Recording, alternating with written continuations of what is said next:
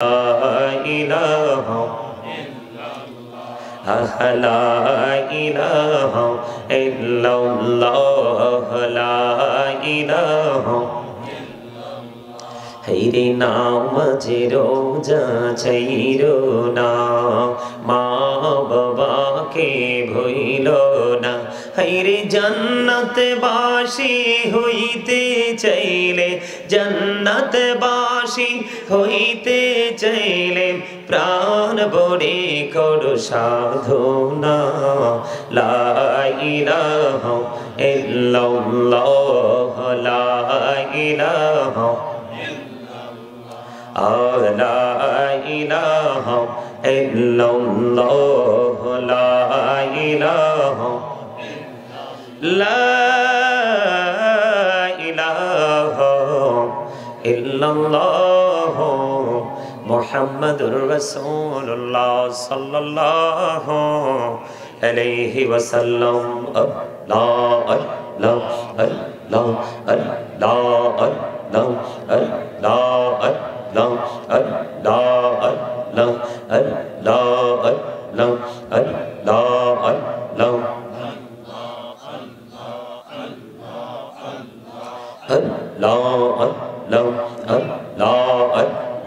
আল্লাহ আল্লাহ আল্লাহ আল্লাহ এই নামেতে এত মধু এই নামেতে এত মধু জাহানিনি তো আগের দয়াল জাহানিনি তো আগে হাইরে যতই জপি নামটি তোমার যতই জপি নামটি তোমার তো তুই মধুর লাগে রে দয়াল তো তুই মধুর লাগে আল্লাহ আল্লাহ আল্লাহ মহাপতে আল্লাহ আল্লাহ আল্লাহ আল্লাহ আল্লাহ আল্লাহ আল্লাহ আল্লাহ আল্লাহ আল্লাহ ইলাহু দো রিহি আর মাঝে ইলাহু দো রিহি আর মাঝে কিসের করো খেলা পিছের দিকে চাইয়া দেখো পিছের দিকে চাইয়া দেখো ডুবে যাই তোর বেলারে সালাম খানি পৌঁছে দিও নবীজির পাক রওজায় আল্লাহুম্মা সাল্লি আলা মুহাম্মাদে মাওলানা মুহাম্মদ ওয়া আলা আলিহি সাইয়্যিদিনা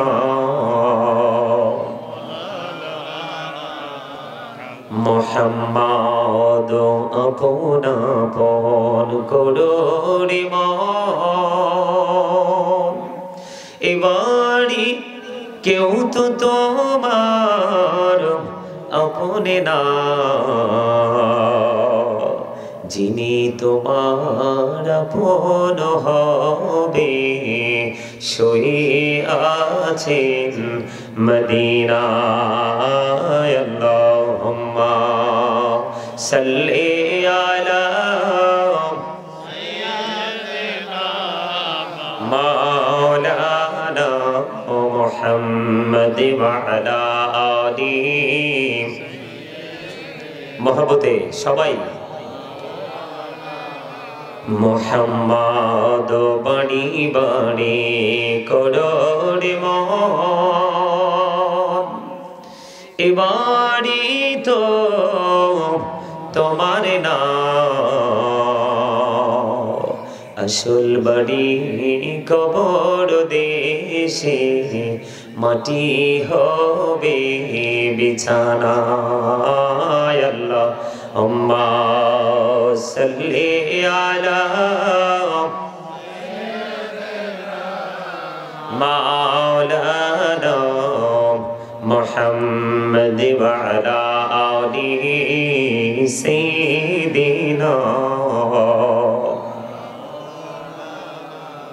মুহাম্মাদ লা ইলাহা ইল্লাল্লাহ লা ইলাহা লা ইলাহা ইল্লাল্লাহ লা ইলাহা হায়রে কত সুন্দরী মদিনা কেমনে যাব জানি না হায়রে দয়া করো দয়াল আল্লাহ দয়া করো দয়াল আল্লাহ নও গো সোনার মদিনা লা ইলাহা ইল্লাল্লাহ লা ইলাহা লা ইলাহা ইল্লাল্লাহ লা ইলাহা হায়রে নামাজে রোজা ছাইরো না মা বাবাকে ভুইলো না হায়রে জান্নাতে বাসী হইতে চাইলে জান্নাতে বাসী হইতে চাইলে প্রাণ ভরে করো সাধনা লা ইলাহা ইল্লাল্লাহ লা ইলাহা লা ইলাহা ইল্লাল্লাহ লা ইলাহা লা ইলাহা ইল্লাল্লাহ মুহাম্মাদুর রাসূলুল্লাহ সাল্লাল্লাহু আলাইহি ওয়াসাল্লাম আল্লাহ আল্লাহ আল্লাহ আল্লাহ আল্লাহ আল্লাহ আল্লাহ আল্লাহ আল্লাহ আল্লাহ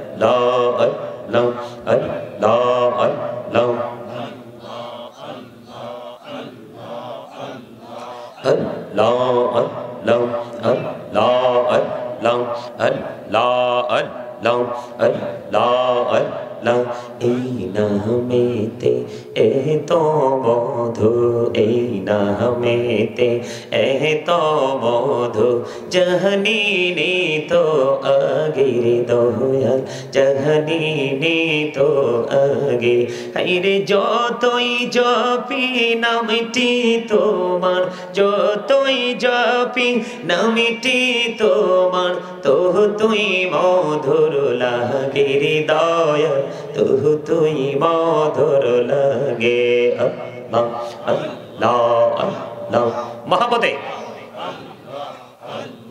আল্লাহ আল্লাহ আল্লাহ আল্লাহ আল্লাহ আল্লাহ আল্লাহ আল্লাহ আল্লাহ আল্লাহ ইলাহু দো রিহি আরমাজে ইলাহু দো রিহি আরমাজে কিসের করো খেলা পিছের দিকে চাইয়া দেখো পিছের দিকে চাইয়া দেখো ডুবে যাই তোর বেলারি আল্লাহ আল্লাহ আল্লাহ আল্লাহ আল্লাহ আল্লাহ আল্লাহ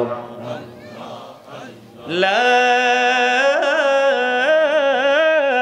ইলাহা ইল্লাল্লাহ মুহাম্মাদুর রাসূলুল্লাহ সাল্লাল্লাহু আলাইহি ওয়াসাল্লাম সকলে বলুন আলহামদুলিল্লাহ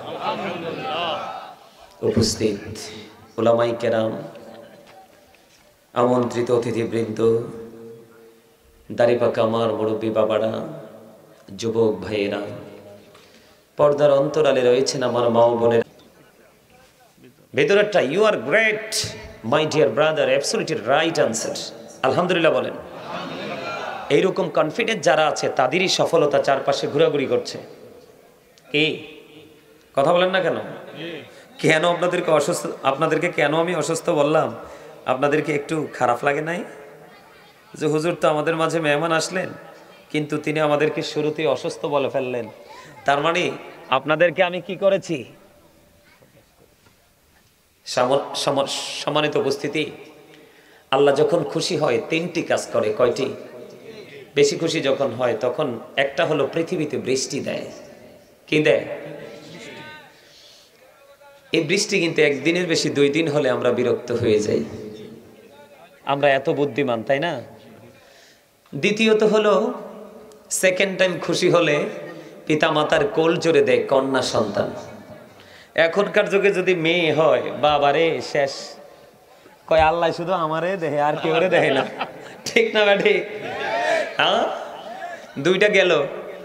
3 নাম্বার কারো বাড়িতে পাঠায় মেহমান, কি কপাল থাপড়াইতে থাপড়াইতে শেষ। ঠিক নেই? কয় টাকাও শেষ, ব্যাগও লাগবো, আমিও শেষ, আমার গিন্নিও শেষ। ঠিক না? আল্লাহ কয় আমি খুশি হইয়া দেই। আমরা এতটাই হতভাগা বান্দা, 3টা আল্লাহর খুশির প্রতীক, আর আমাদের কাছে পৃথিবীতে আসলে হয় বিরক্তির প্রতীক। কথা কন না কেন? আরো জোরে। আপনাদের কাছে আজকে আমি কত ওয়াজ যে করা লাগবে আল্লাহই জানে, কারণ আপনাদেরকে অ্যাক্টিভ করতে না পারলে আমি আমার মূল ওয়াজে যাব না। প্রাসঙ্গিক কথাবার্তা শেষ করেই নেমে যাব। আপনাদের ফিলিংসটা কি আমি জানি না। আমার ডাইনে বামে আমার সব বাবার বয়সী, ভাইয়ের বয়সী, আপনারা যারা মুরব্বীরা বাবার বয়সী, চাচার বয়সী, আমার স্টুডেন্টদের বয়সী আছেন অনেক যুবক। আপনারা আজকে আমাকে টিচার মনে করতে হবে। কি মনে করতে হবে? Sir sir. আর আমি আপনাদেরকে মনে করবা আমার স্টুডেন্ট সবাই, আজকের জন্য আমি যতক্ষণ থাকবো, তাই না? এইরকম যদি আপনার মানসিকতা হবে টিচার, আমার মানসিকতা হবে আমার ছাত্র, তাহলেই আমরা আজকে এখান থেকে কিছু নিয়ে যেতে পারবো এবং আমিও কিছু দিয়ে যেতে পারবো। আপনারা কি পারবেন? স্যারের সামনে কি কথা বলা যায়? চুপ থাকা যায়? চুপ থাকা যায়? স্যার যখন বলে সাড়া দিতে হয় না? কথা বলেন না কেন? জাতীয় সঙ্গীত পড়েন নাই? স্যারে কত অ্যাসেম্বলিতে বাইরেছে, ঠিক না? কি ধরে তোর মুখ বন্ধ কর, তুই কি দেশদ্রোহী নাকি? আমরা যখন, আমি কিন্তু আমার শিক্ষা জীবনের শুরু থেকে কণ্ঠ ভালো মিষ্টি ছিল, তো আপনার জাতীয় সঙ্গীত গাইতাম এবং আমাদের কেরাত যখন প্রয়োজন হতো কেরাত দিয়ে স্টার্ট করতাম। আমার শুরুটাই এমনভাবে হয়েছে। যাই হোক, আমি সেদিকে যাচ্ছি না। তো স্যার যেটা ইনস্ট্রাকশন দিবে সেটাকে নিতে হবে। আপনাদের কাছে অ্যাকসেপ্টেবল হবে তো? হবে? কথা কয় না? হ্যাঁ, এখানে কিন্তু আমি বড় লোক, আমার বাড়ি আছে, গাড়ি আছে, সোনা গয়না আছে, টাকা পয়সা আছে, এমন কোনো ফিলিংস রাখা যাবে না। এই ফিলিংসটা থাকা মানে প্রাউড ফিল করা, তার মানে অহংকার করা। কি করা? আল্লাহ ডাজন্ট লাইক দ্য প্রাউড। আল্লাহ অহংকারীকে পছন্দ করেন না। স্ট্রেট ফরওয়ার্ড ভাবে আল্লাহ রাব্বুল আলামিন বলে দিয়েছেন, কারণ আপনার সম্পদ এটা আপনার পার্সোনালিটি, আপনার উপার্জন সেটা আপনার পার্সোনালিটি। কথা বলেন না কেন?